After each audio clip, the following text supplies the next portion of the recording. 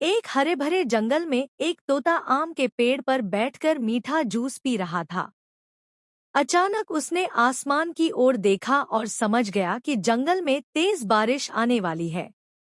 तोते ने बिना समय गवाए एक बहुत बड़ा तालाब खोदना शुरू किया। थोड़ी ही देर में उसने एक बड़ा तालाब बना दिया।